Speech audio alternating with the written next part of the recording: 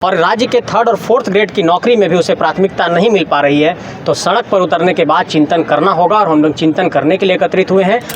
और अगर झारखंड के छात्र की तरह ही बिहार के छात्र ये कह रहे हैं कि बिहार की नौकरी बिहारियों के लिए आरक्षित होनी चाहिए, तो इस पर वकालत की जानी चाहिए। हम किसी का हक नहीं छीनना चाहते। अभी तो एक नोटिफिकेशन आया बिहार में तो बवाल मच गया। हमारे यहाँ 23 सालों से इस तरीके से लोगों का हक मारा जा रहा है, लेकिन ये बवाल पिछले 1.5 सालों में मचा है।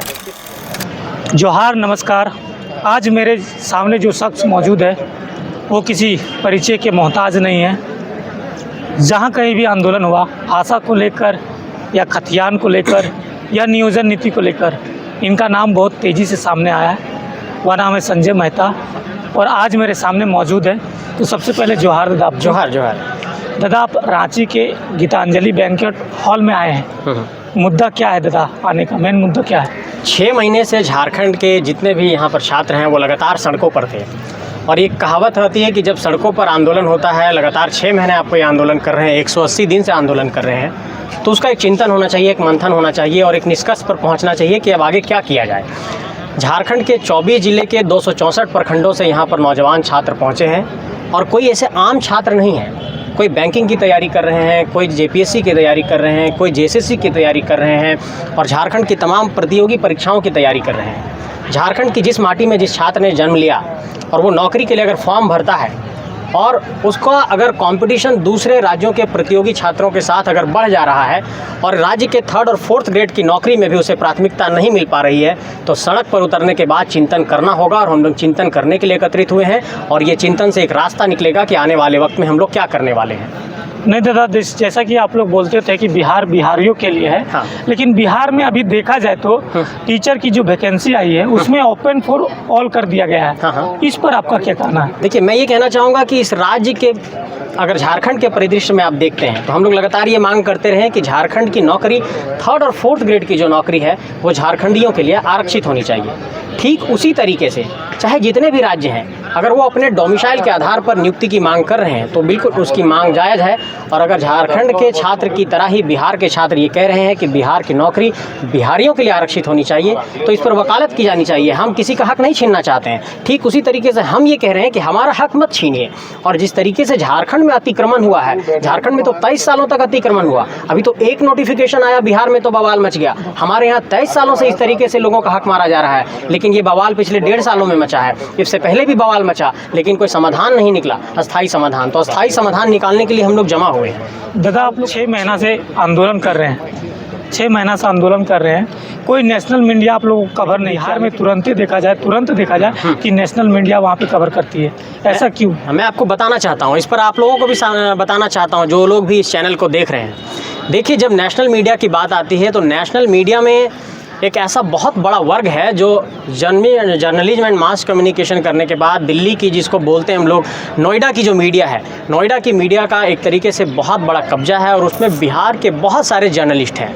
और अगर आप गौर करेंगे, झारखंड आदिवासियों और मूलवासियों का इलाका है और पत्रकारिता और जनसंचार की पढ़ाई झारखंड के बहुत सीमित कॉलेजों में होती है और झारखंड के बहुत सीमित ऐसे छात्र हैं जो पत्रकारिता और जनसंचार की पढ़ाई किए हैं और जाकर के दिल्ली में पत्रकारिता कर रहे हैं। तो आप अगर किसी संस्थान में जाकर के जॉब करेंगे, नौकरी करेंगे और आपके लोगों के हक अधिकार की बात होगी तो आप ज़रूर उनकी बात को रखेंगे। ठीक उसी तरीके से एक छोटा सा एग्जाम्पल लेते हैं। आप अपना एक यूट्यूब का चैनल चला रहे हैं, मैं भी मानता हूं कि आप झारखंड के हैं, तो आप इस मुद्दे को एक तरीके से कवर कर रहे हैं। आमतौर पर पत्रकारिता को निष्पक्ष होना चाहिए, लेकिन पिछले कुछ बरस में इस देश के भीतर पत्रकारिता भी कहीं ना कहीं एक तरीके से झुकी हुई नजर आती है। ऐसे में बिहार का मुद्दा इसलिए तुरंत जाकर के नेशनल मीडिया में चला जाता है। एक तो बिहार की आबादी बड़ी है, 10 करोड़ की आबादी है, उसके लोग नेशनल मीडिया में बहुत ज़्यादा हैं। झारखंड की आबादी 3.25 करोड़ की है, झारखंड के लोग नेशनल मीडिया में कम है। इस कारण से झारखंड का मुद्दा नेशनल मीडिया में नहीं पहुंच पा रहा है। कितने आदिवासी पत्रकार हैं देश में, कितने यहाँ पर दलित पत्रकार हैं देश में, कितने यहाँ पर वंचित पत्रकार हैं देश में, शोषित वंचित तबके के पत्रकार नहीं हैं।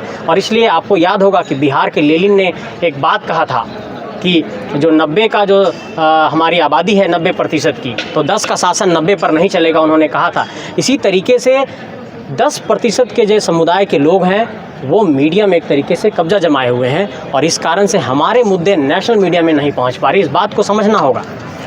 दादा, आप लोग 6 महीना से आंदोलन कर रहे हैं, नतीजा कुछ नहीं निकल रहा है, सिर्फ आंदोलन हो रहा है। छात्र मार खा रहे हैं, लाठी खा रहे हैं, तो हमेशा ऐसा ही होते रहेगा कि कुछ नतीजा निकलेगा दादा? उसी को लेकर पूरे 6 महीने तक जो भी गतिविधियां इस राज्य के भीतर चली हैं, तमाम लोगों को ये कहना चाहते हैं, उसका हम लोग निष्कर्ष निकालने के लिए यहाँ पर बैठे हैं।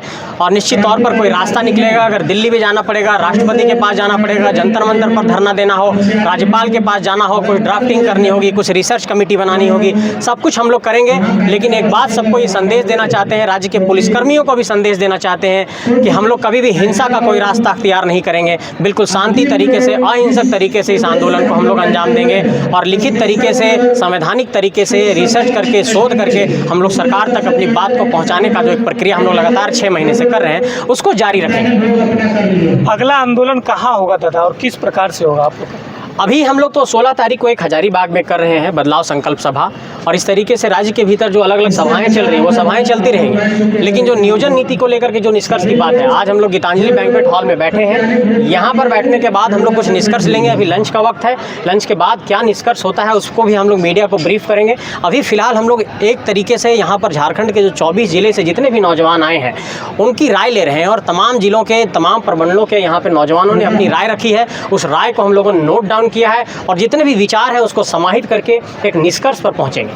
दादा आप अपने तरफ से, अपने स्तर पर झारखंड को किस रूप में देखते हैं? झारखंड को मैं इस तौर पर देखता हूं कि झारखंड के जो 32,623 गांव हैं, झारखंड के जो 264 प्रखंड हैं, झारखंड के जो आपके 24 ज़िले हैं, 5 प्रमंडल हैं, झारखंड में झारखंडियों का हक और अधिकार जो है यहाँ पर संरक्षित हो। झारखंड के लिए जो तृतीय और चतुर्थ वर्ग की नौकरी हो वो झारखंडियों के लिए आरक्षित हो।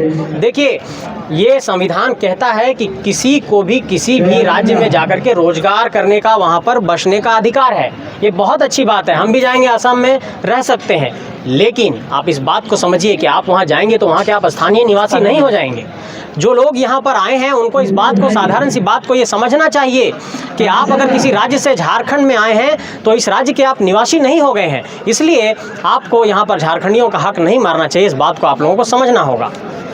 चलिए, बहुत बहुत धन्यवाद। शुक्रिया आपका बातचीत के लिए।